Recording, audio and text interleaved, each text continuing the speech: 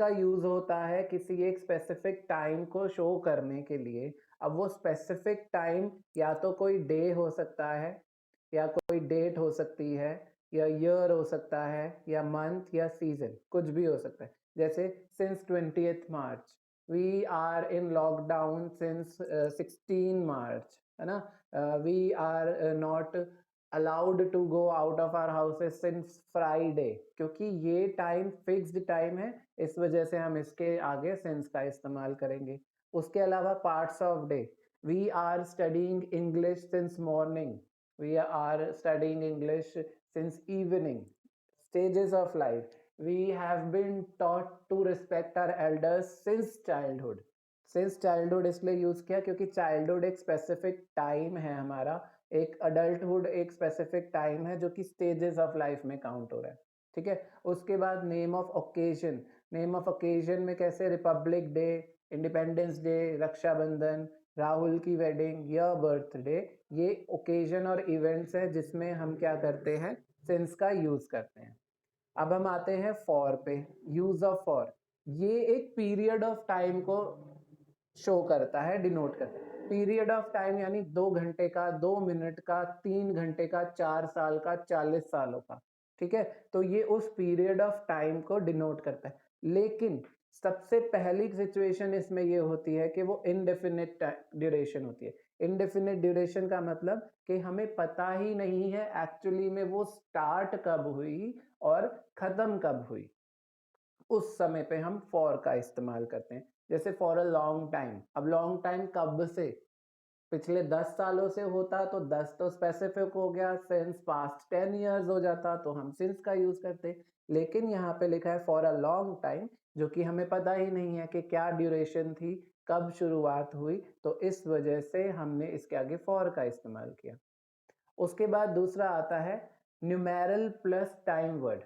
Numeral plus time word का मतलब है, अगर आपको याद होगा तो आप 7th 6th 8th में कुछ नंबर नेम्स लिखते हुए आते थे। जब लिखा जाता था 1 2 3 4 तो उसको लिखो 1234, ऐसे करके आप लिखते थे।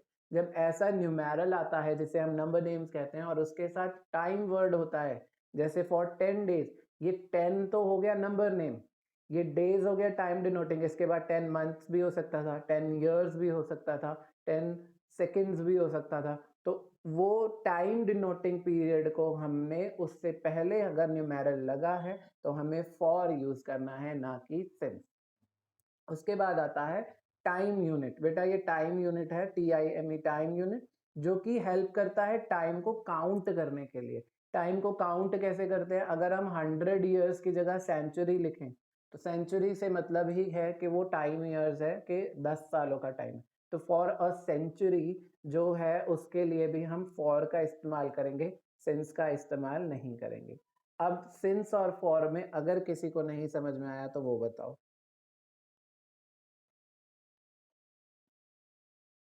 नाइस, सबको आ गया समझ। ठीक है। अब हमारे पास एक प्रैक्टिस एक्सरसाइज है जिसका मैं रीजंस साथ में यहीं पे बता के आपको कर रहा हूँ। यही आपका होमवर्क भी है प्रैक्टिस एक्सरसाइज का। ठीक है, जो कि आपको कॉपी में करना है और इसके सॉल्यूशंस भी मैं साथ ही साथ आपको प्रोवाइड कर रहा हूँ, लेकिन रीजंस साथ में बता रहा हूँ। जैसे पहला हमारे पास क्वेश्चन है लास्ट मंडे। अगर मैं लास्ट मंडे की बात करूँ तो मंडे जो है एक स्पेसिफिक टाइम है, ठीक है, डे है एक।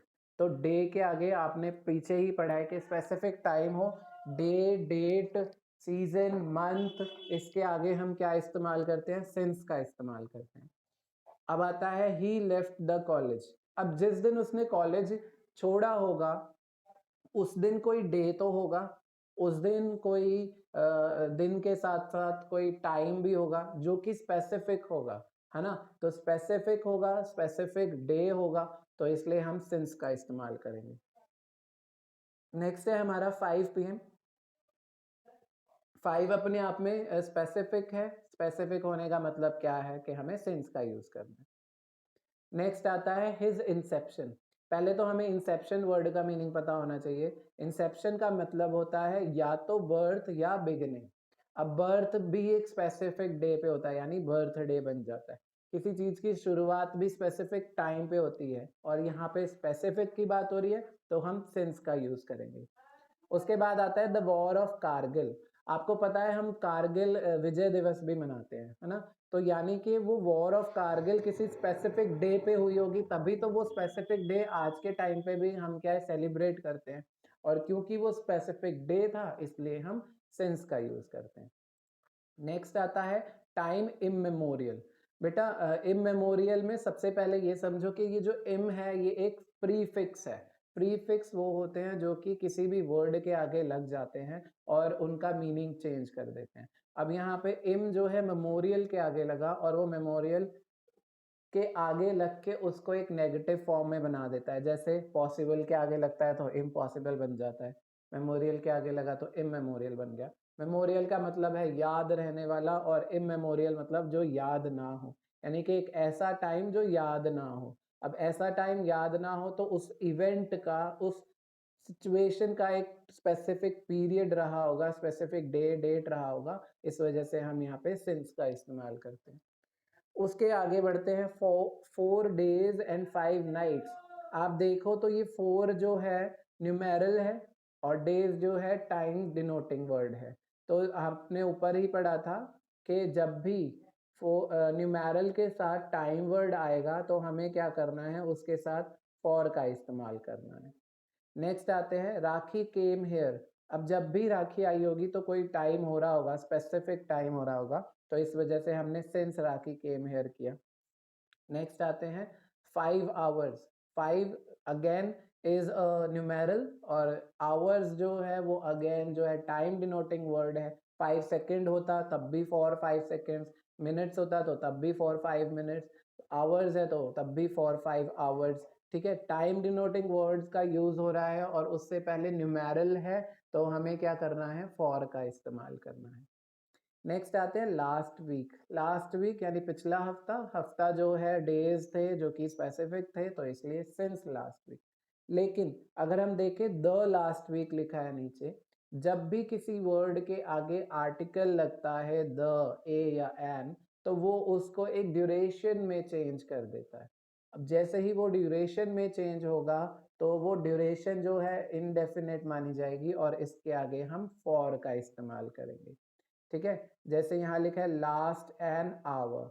लास्ट एन आवर, एन जो है आर्टिकल है और एन अगर हम बात करें तो हम किन के आगे लगाते हैं, सिंगुलर वर्ड के, सिंगुलर के आगे लगाते हैं, तो ये 1 hour भी शो करता है आपको। दूसरा मैंने बोला आर्टिकल की वजह से ये क्या हो जाएगा, फॉर लगेगा। और दूसरा रूल ये है कि एन जो है 1 को शो करता है, 1 hour, तो 1 क्या हो गया, न्यूमेरल हो गया, साथ में हमारे पास हो गया टाइम डिनोटिंग वर्ड, तो हम फॉर लगाएंगे।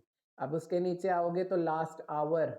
आवर कौन सा, पिछला, पिछला 1 घंटा स्पेसिफिक है तो इसलिए हम सिंस लास्ट आवर लगाएंगे। अगेन एकदम लास्ट में अगर आप देखो तो एन आवर लिखा है, an again is showing you 1 जो कि न्यूमेरल है और साथ में आवर जो है टाइम वर्ड है।